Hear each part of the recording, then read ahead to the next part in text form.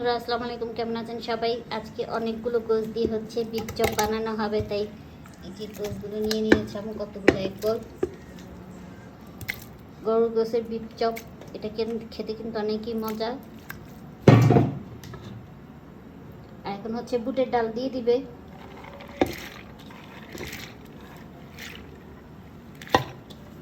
পেঁয়াজ দিয়ে দিবে, আটা দিয়ে দিচ্ছে,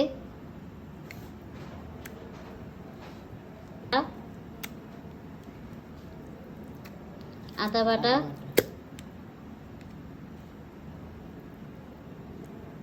জিরা বাটা, সব মশলা বাটা একসাথে দিয়ে দিল। আর এখন হচ্ছে হলুদের গুঁড়ো আর মরিচের গুঁড়ো দিয়ে দিবে। এটা 1 চামচ হলুদের গুঁড়ো, আর 1 চামচ মরিচের গুঁড়ো। ঝাল আপনারা যে যেরকম খান সেরকম অনুযায়ী। এইটা এখন লবণ দিয়ে দিচ্ছে। রাইসাস ডেলি ব্লগ থেকে আবার একটা নতুন ব্লগ ভিডিও নিয়ে আসতেছি। আমার নাম পিয়া।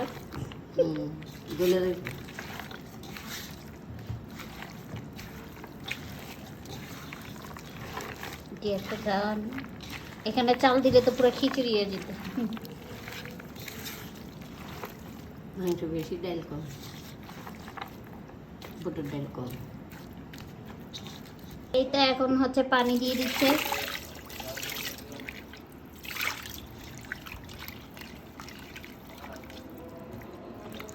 এখন ফোন দিছে গান, এখন ফোন দিছে গান।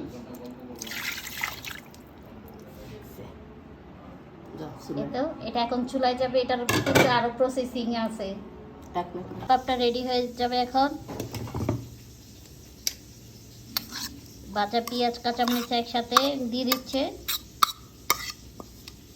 করা কাঁচামরিচ পেঁয়াজ দিয়ে দিচ্ছে, কোন দিয়ে দিচ্ছে,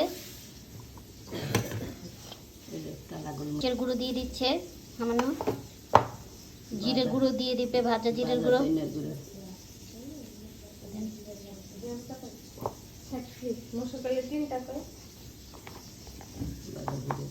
এই তো জিরের গুঁড়ো দিয়ে দিচ্ছে সব এক করে। পাতা কুচি করা এগুলো দিয়ে দিচ্ছে। এখন সব একসাথে ভালো করে মেখে নিবে। এখন হচ্ছে এখানে ফেটে নেওয়া 2টো ডিম দিয়ে দিবে। 2টা ডিম নিয়ে নিয়েছে, এখন এখানে দিয়ে দিবে। একটু একটু করে দিবে আর মাখবে। কি সুন্দর মাখা হয়ে যাচ্ছে।